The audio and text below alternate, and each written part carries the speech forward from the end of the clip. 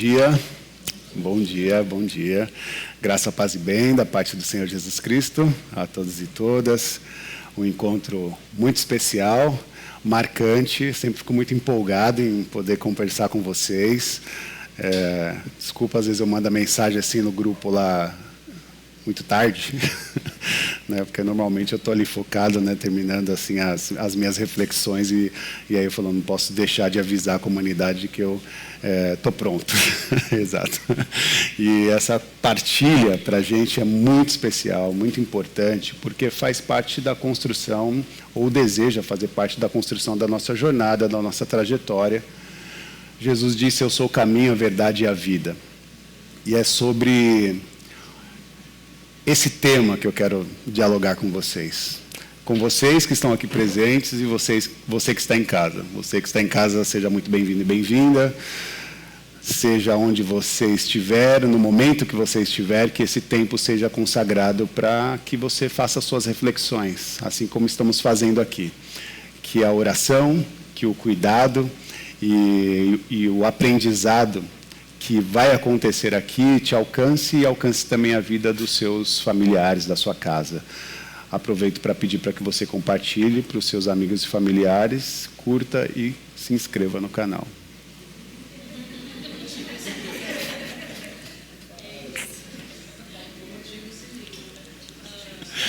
Ative o sininho. É incrível demais, gente, saber que os nossos diálogos alcançam tantas pessoas, né? Eu louvo a Deus por isso. Quando eu vejo ali a gente com os números de, 500 pessoas nos encontrando, né? 500 pessoas não caberiam nesse espaço. E são pessoas de diversos lugares, diversos territórios, pessoas que sonham estar aqui e que dão esse feedback, e eu fico muito feliz por isso. Vamos para esse momento de partilha? Eu queria que você abrisse a sua Bíblia nos Evangelhos, o Evangelho de João, especialmente. Nós vamos ler a partir do capítulo 14. João 14, nós vamos ler apenas um versículo, é o versículo 6. João 14, 6. Faz parte da nossa reflexão de hoje.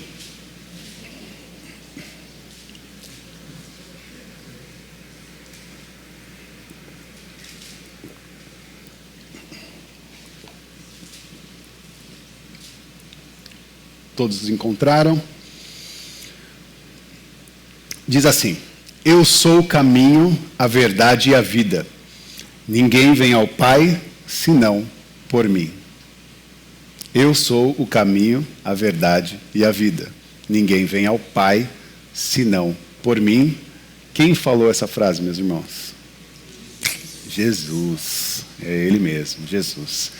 Jesus nos disse, nos apresentou, nos trouxe essa afirmação, e é dentro desse texto base que eu quero refletir com você nesse dia. Ore comigo. Senhor Deus, obrigado por tudo que fizeste aqui nesse dia, nessa manhã. Pedimos que o Senhor continue fazendo, nos alimentando com os seus ensinamentos. Nós precisamos aprender contigo. E sabemos que o Senhor é esse caminho, esse lugar de aprendizado.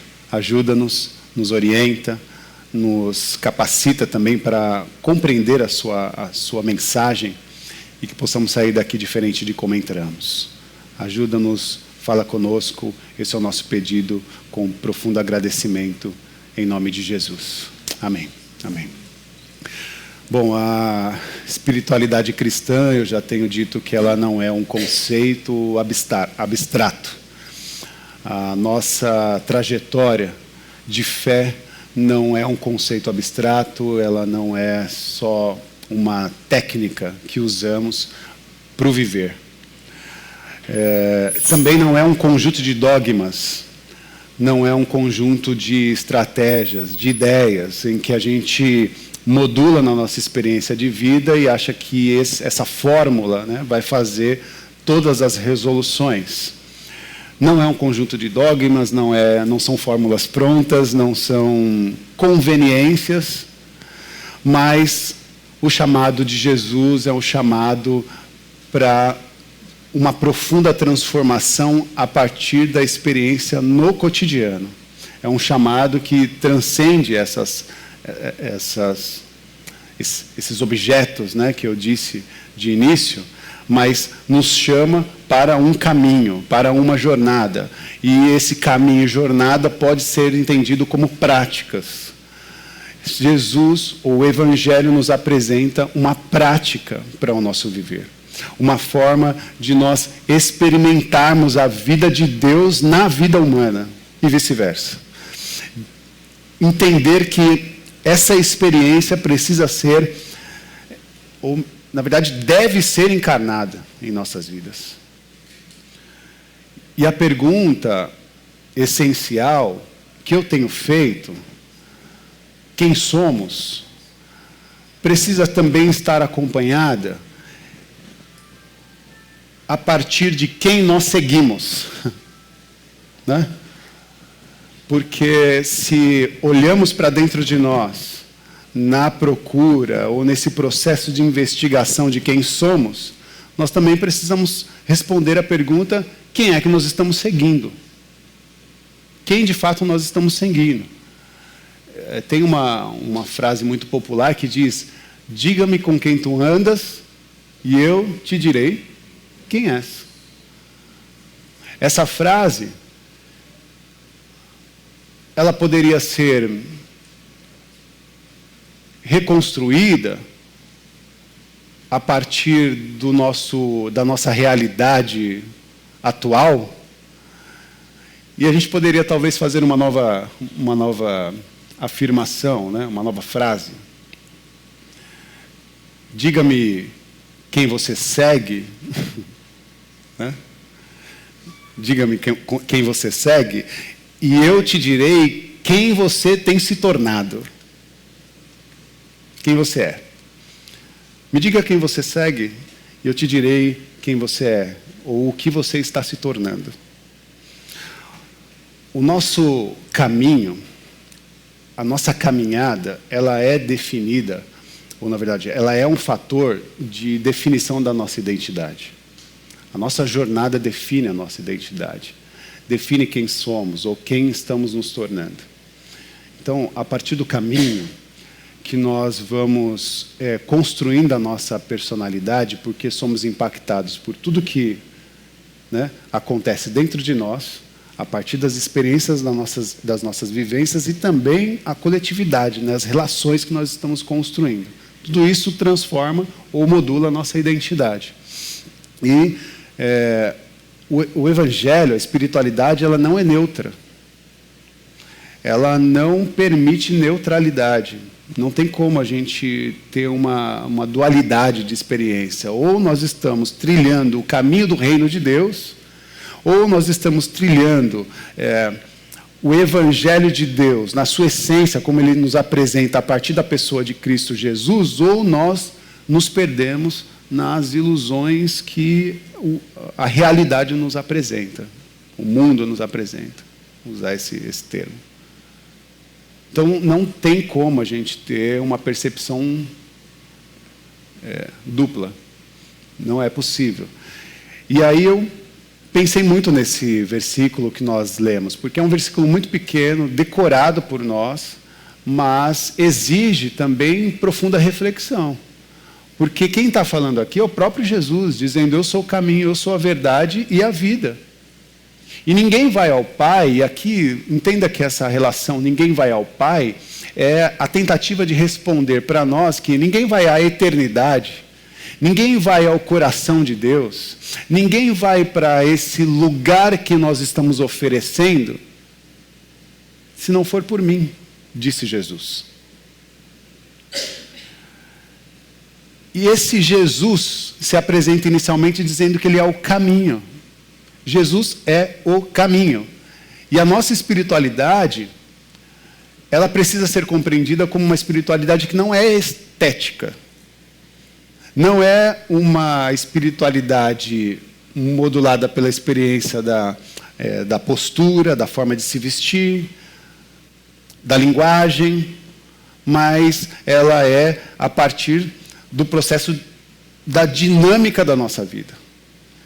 E eu gosto quando Jesus faz essa analogia, porque eu sou o caminho, né? Por que eu sou o caminho? Porque eu sou a dinâmica da vida. Eu sou o lugar de jornada. É em mim que está a trajetória do viver. É comigo. É nessa experiência de relação profunda comigo em seu cotidiano. Porque eu posso aqui ler para vocês um versículo como li, fazer análises profundas a respeito desse versículo, mas se nós pegarmos todas essas informações, sairmos por aquela porta e não colocarmos essas experiências aqui aprendidas em nosso cotidiano, nada fará sentido. Nada fará sentido. E quando Jesus nos provoca dizendo, eu sou o caminho, ele está dizendo que a espiritualidade ela não está na estética. Não adianta você criar uma postura religiosa lá fora se você não tiver dinamismo na experiência do seu aprendizado. No Salmos, capítulo 1, ou Salmos 1, no versículo 1, diz assim, bem-aventurado o homem que não anda segundo o conselho dos ímpios, nem se detém no caminho dos pecadores, e nem se assenta à roda dos escarnecedores. Seguir a Jesus não é simplesmente aceitar um rótulo para a vida, mas é se comprometer a uma mudança radical das nossas, muitas vezes, das nossas percepções, da nossa perspectiva, no viver, ou para o viver. Quando essa provocação do livro de Salmos se apresenta, nós vamos perceber que, na maioria das vezes, a nossa espiritualidade ela se torna sempre uma coleção de práticas sem aprofundamento. Uma coleção de práticas e performances que nós vamos fazendo e vamos melhorando nessa performance, mas não há aprofundamento dessa performance. Não adianta você ser uma pessoa que ora eloquente, de maneira eloquente, sendo que essa oração não faz sentido na relação da sua trajetória em seu cotidiano, entende? Então, precisa ter esse processo, né? Senão nós vamos nos tornar uma comunidade ou pessoas que só acumulam rituais, né? E ficam nessa falsa sensação de segurança. Há pessoas que vivem uma segurança em Deus, inclusive, fake, falsa. Afirmam uma segurança em Deus que é falsa, porque a segurança que afirmam em Deus é a partir do teu conceito, do seu próprio conceito. Não é sobre uma análise profunda daquilo que Jesus apresenta. Entende? E aí, os desafios da compreensão. A verdade de Jesus, quando se propõe ser caminho, é uma verdade desafiadora. E quando nos relacionamos no desafio de estar com Jesus, precisamos ser encorajados para continuar, para permanecer. Ah, Rafa, então para andar com Jesus exige coragem? Sim. Sim, porque existem outros caminhos. Existem outras propostas, outras maneiras de viver, outras possibilidades. E há muitas informações na prateleira, há muitos livros, né? Há muitas apostilas tentando mostrar como a gente deve viver. Ontem mesmo eu estava na livraria e tem uma hora que eu fiquei até meio chateado, assim, porque quando você entra na livraria, os livros que estão na prateleira de destaque, nossa, é de chorar. Né? Porque, gente, sinceramente, Café com Deus Pai, tudo bem que eu sei que tem um desejo ali de fazer o seu cotidiano estar mais próximo de Deus, mas não é isso que vai te colocar próximo de Deus, não. Sinceramente, se a gente não... Porque isso é conjunto de prática. A crítica com o livro é que você vai pegar um livro desse, você vai ver um conjunto de práticas, mas a nossa espiritualidade ela não é datada por um conjunto de práticas. Se a gente não tiver um aprofundamento com Deus, sabe? Se nós não trouxermos esses ensinamentos para a nossa realidade, analisando o chão da vida, para que a gente não fique só numa ideia em que, eu estou com Deus porque todas as manhãs eu faço o meu devocional. Sinceramente, não são os seus devocionais né, matinais que modulam a sua experiência consagrada. Eles são importantes. Eu até peço que você os faça. Mas faça um aprofundamento daqueles ensinamentos para a sua prática de vida, para a sua trajetória, para o seu caminhar. Analise a Bíblia Sagrada de uma forma mais profunda. E você tem autonomia para pegar esse livro e ser um teólogo, uma teóloga. O que é ser um teólogo? É estudar os textos bíblicos e se aprofundar aquilo que está escrito. E como isso pode impactar o seu cotidiano e as suas relações, os seus afetos. Não é um acúmulo de rituais, certo?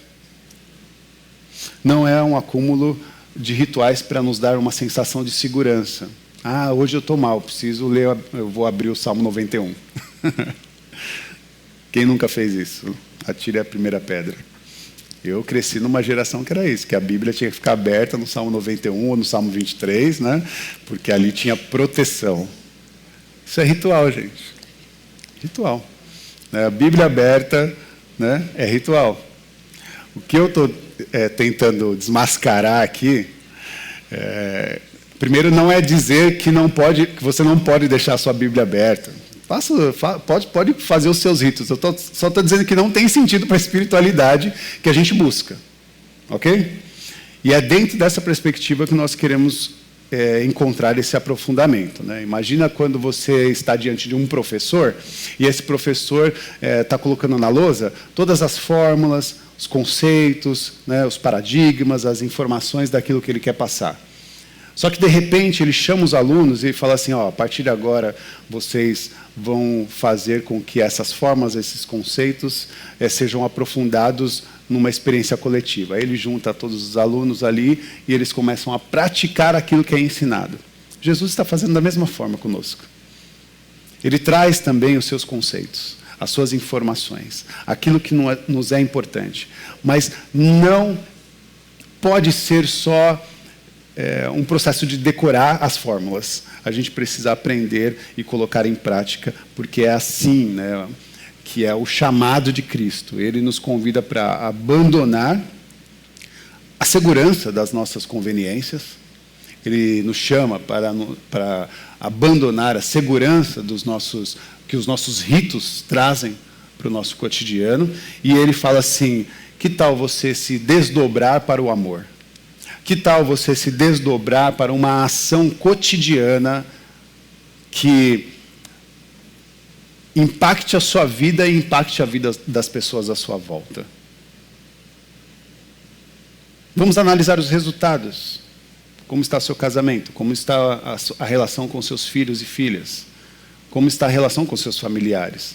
Com o seu vizinho?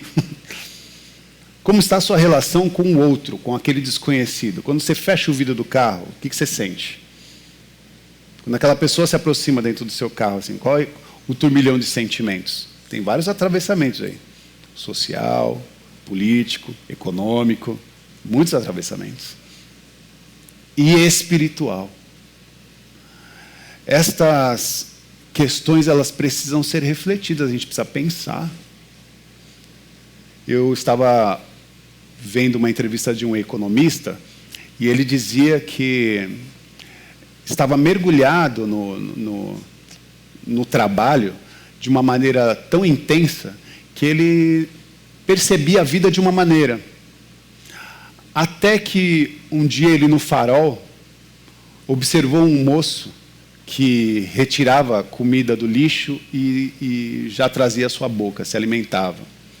Aquilo trouxe um impacto profundo na vida daquele economista e ele dizia que aquele foi o primeiro momento que ele quebrou a barreira da sensibilidade para o próximo, que há muitos anos ele não sentia, porque o cotidiano dele era casa, trabalho, né, carro blindado, trabalho, produção, linha de produção, almoço nos melhores restaurantes, depois volta para casa e é aquele cotidiano em que o que ele enxergava era a proteção que a vida, que a vida dele construiu e também a forma como ele experimentava as ideologias de vida, de mundo. Porque ele estava dizendo assim, eu tinha uma perspectiva de mundo que era pautada pelo ganho, né? Trabalha, ganha dinheiro e tem todo o conforto, segurança e sofisticação que ele deseja. Até o ponto que ele chegou e falou assim, não dá mais para eu ser um liberal, como ele disse. Eu preciso encontrar outras prateleiras. E parece que é como se eu visse aquela entrevista, né? Aquele moço saindo das prateleiras da frente da livraria, da promoção, e indo profundo, assim, para os livros filosóficos, né? Para os livros teológicos, olhando a vida e tentando entender, ou buscar um argumento diferente daqueles que nós construímos até então. Nós precisamos ser provocados.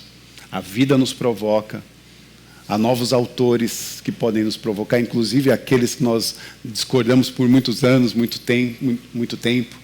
É a oportunidade da gente conseguir refletir, colocar na mesa e falar assim, faz sentido ou não, é coerente ou não, é possível ou não, sabe? Senão a gente vive, gente, numa bolha, numa caixinha fechada que não consegue fazer transição, não consegue fazer mudança, não consegue passar por uma experiência real de transformação, porque a nossa mente está tão fechada em um conjunto de ideias que a gente não muda.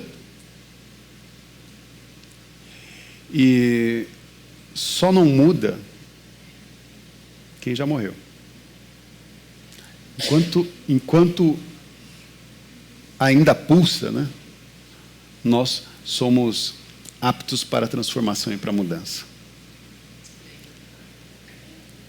Então, o que significa seguir esse caminho, né? Significa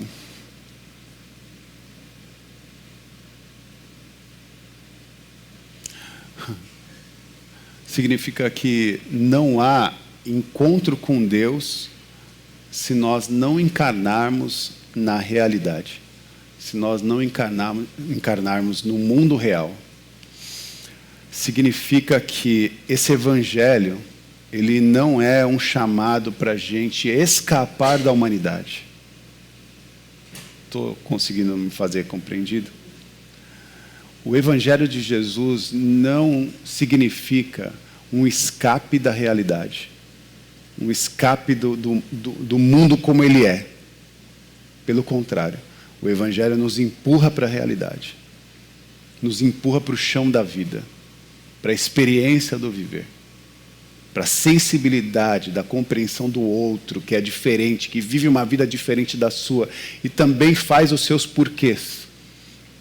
E argumentar diante da vida é para nós necessário, para que a gente cresça, se estabeleça, tenha uma expansão da consciência.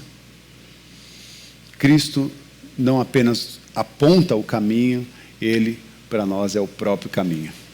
Isso é de grande valia, de grande louvor.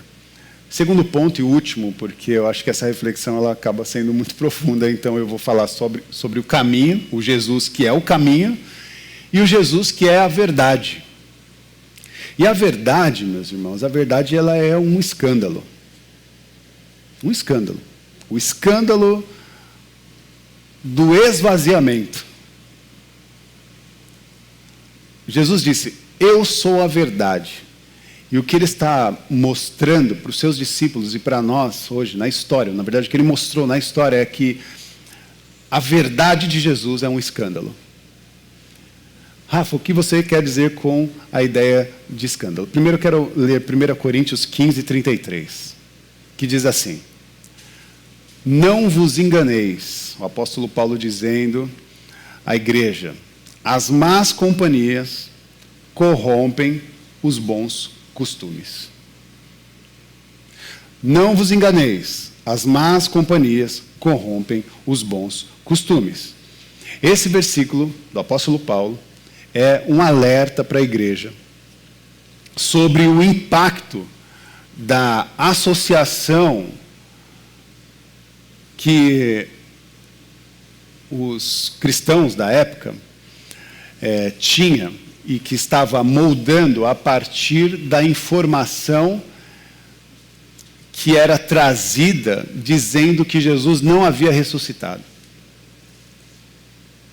E aí ele está falando sobre esse impacto de com quem você anda e quem são as pessoas que você ouve.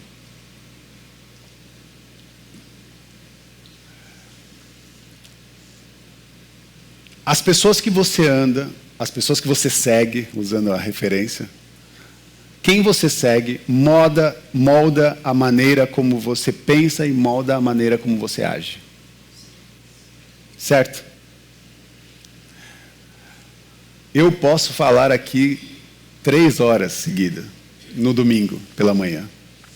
Mas amanhã você vai ligar o jornal e vai mergulhar lá naquele processo. Isso vai tirar você do rumo. Porque são só más notícias, né?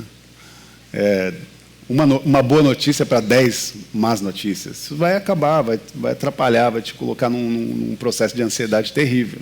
Se você não se preparar para isso. Agora, se você se mergulhar, se você abrir esses programas policiais, então, piorou. Né? Então, sugiro que você não faça isso, sabe? Você sair para o cotidiano e começar a se alimentar de pessoas vazias, sabe? Pessoas que não têm referência nenhuma, que acham que tem, mas não tem contexto. E aí, é muito fácil, porque você abre o Instagram, você fica horas e horas ouvindo gente falar, né? Você começa a se alimentar do conteúdo dessa pessoa que aparente parece importante, mas ele começa a criar um monte de conteúdo. Inclusive, hoje até o ChatGPT está escrevendo um livro, né? Então, ele pode falar um monte de conjunto de ideias ali, mandar o ChatGPT escrever um livro, publicar e você comprar e achar que aquela pessoa é extraordinária, mas ele está com um conjunto de ideias totalmente equivocada, sem relação com nada em lugar nenhum. Cuidado, meus irmãos, cuidado. Na era da comunicação, organizar também a nossa consciência a plataformas que são seguras é urgente. É urgente. O apóstolo Paulo estava olhando para esse contexto e falando para a igreja que eles não poderiam ser influenciados por tudo que estava percorrendo naquele tempo. E principalmente as informações que estavam sendo argumentadas dizendo que Jesus havia não ressuscitado. E essas informações estavam fazendo com que as pessoas perdessem a sua fé, a sua esperança, né, diante daquilo que Jesus já tinha deixado para a igreja. E aí é por isso que eu fui para esse versículo de 1 Coríntios, porque ele está dizendo: não vos enganeis, as más companhias corrompem os bons costumes. Ele está fazendo uma advertência. As más companhias, elas destroem os bons hábitos. É isso que ele está querendo aprofundar. Se Jesus é a verdade para a nossa vida, seguir a Cristo significa confrontar a realidade e não fugir dela. Compreender, né, aquilo que ele nos entrega e fazer com que seja um instrumento de prática do nosso cotidiano. E parar de ficar fazendo reflexões que não são coerentes com a realidade. A gente tem que tomar cuidado com isso. E aí isso exige de nós uma entrega em absoluto, que os teólogos vão chamar de kenosis. E o processo de kenosis nada mais é que o esvaziamento de Jesus. E aí é por isso que eu disse que a verdade é um escândalo. Por que a verdade é um escândalo? Porque ela é uma kenosis. Jesus, cheio de glória, cheio de majestade, que habitava nos céus, se esvaziou do seu lugar divino, das suas prerrogativas divinas. Isso é um escândalo, meus irmãos. Num tempo em que nós estamos vivendo hoje, que as pessoas estão querendo se encher, ou encher o seu ego, ou ser um agente absoluto, em si mesmado, onde os grandes chefes de Estado do mundo são pessoas egóicas, arrogantes, milionárias, que não compartilham bens, mas que querem acumular cada vez mais. E as pessoas idolatram essas pessoas. É isso mesmo, meus irmãos. Diga-me quem você segue, e eu direi quem você está se tornando.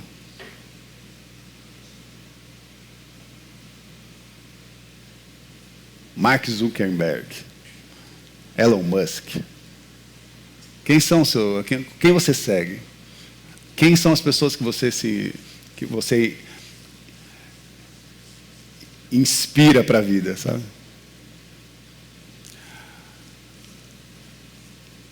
Me diga quem você segue. Eu podia ligar, tem vários personagens aqui no Brasil, mas eu não vou dar nome, não. Hoje não. No estudo, quinta-feira. No sábado. Sábado no estudo a gente conversa sobre. Aí eu trago a lista de nomes. As más companhias destroem os bons hábitos. Destroem os bons hábitos.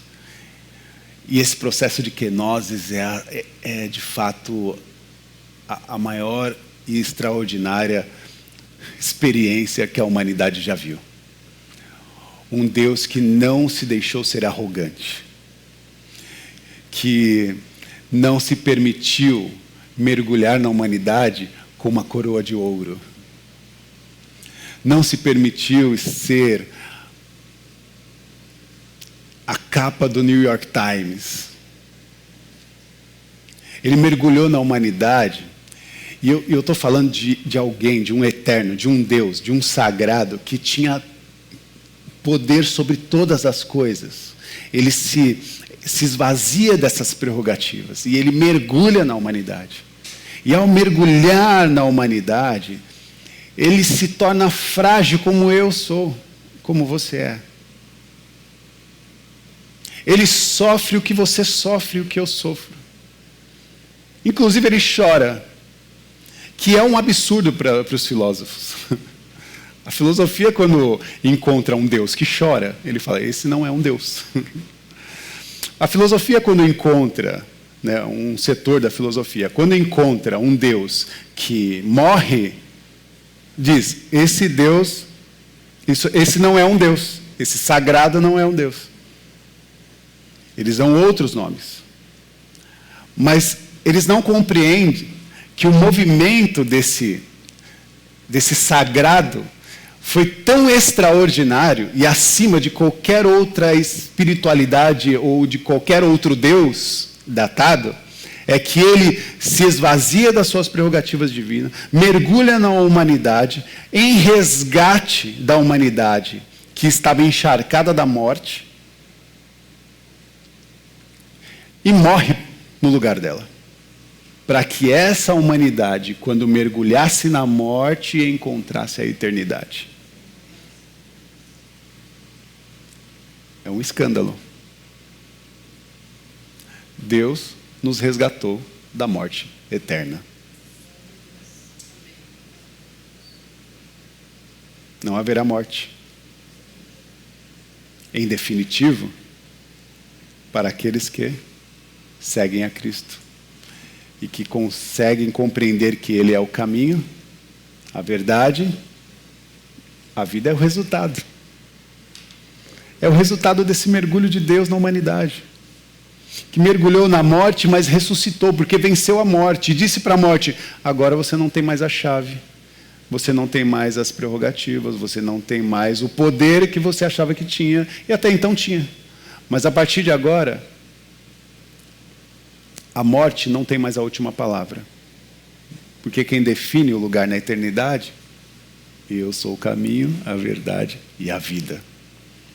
A vida eterna. O lugar da eternidade. O lugar onde nós estaremos com o eterno para todo sempre. Rafa, eu vou para lá? Talvez você tenha essa pergunta. Será que eu vou para a eternidade? Você não vai. Você já está. Porque Ele é o caminho. Entende? Então, se você entrou no caminho, você já entrou no lugar da eternidade. E o caminho já te conduz para esse lugar. O lugar da verdade, da compreensão de quem Ele é e da vida abundante que acontece aqui, que se manifesta ali, depois da porta, quando você sair, e se manifesta também no além, na eternidade. Que Deus nos abençoe. Que Deus nos abençoe. Quero orar contigo, quero orar com você. Te louvamos, Deus. Obrigado por poder, de fato, mergulhar nesta oportunidade de perceber o maior escândalo da história, que foi presenciar o esvaziamento de Deus em favor de cada um de nós. Deus, que poderia ter permanecido na plenitude da eternidade, se esvaziou para mergulhar na humanidade. O Deus que poderia ter exercido ou exigido reverência, se fez servo, lavou os pés dos seus traidores. Ah, Deus que poderia ter exigido governo, que poderia ter exigido uma mão de ferro, escolheu o caminho do amor, escolheu o caminho da entrega. Ah, obrigado, Jesus. Obrigado, Senhor Jesus. Um Deus que se esvaziou e que agora, diante dele, nós podemos nos apegar a essa simplicidade, a esse carinho, a esse amor, a esse cuidado sem igual. Um Deus que não se apega ao poder. Um Deus que se encarnou na miséria da vida, sofreu, foi perseguido, foi machucado, foi ferido,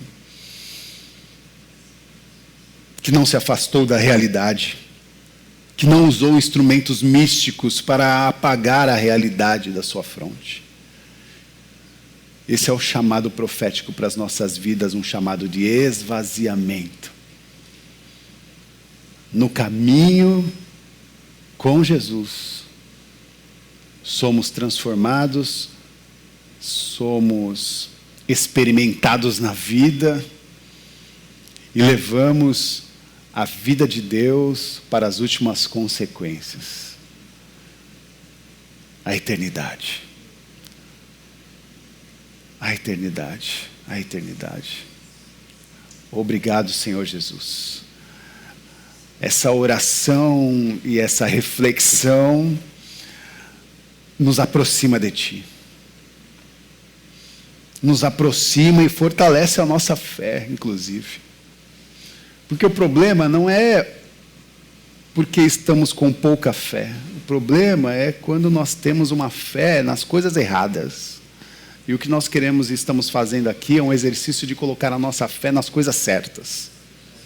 Fé no poder de Deus, fé na manifestação e no abraço de Deus, fé na capacidade criativa de Deus, na proteção, fé num Deus que é amor, absoluto amor, fé num Deus que cuida de nós, um Jesus que nos desafia, nos coloca na linha de frente do viver e faz com que nós nos reerguemos para a vida com coragem, com capacitação ou capacidade para atravessar os dias ruins, os dias maus.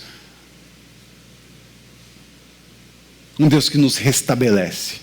Erga a sua cabeça. O Senhor está adiante.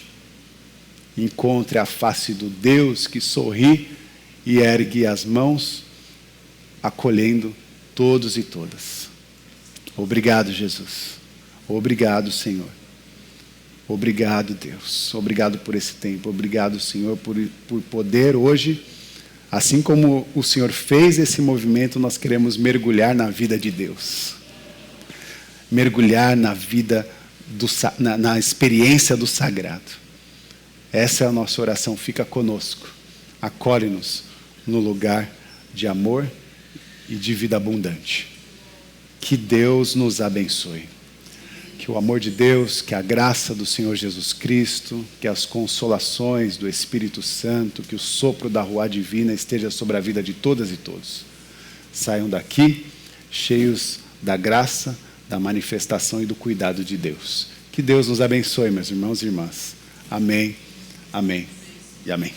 Glória a Deus.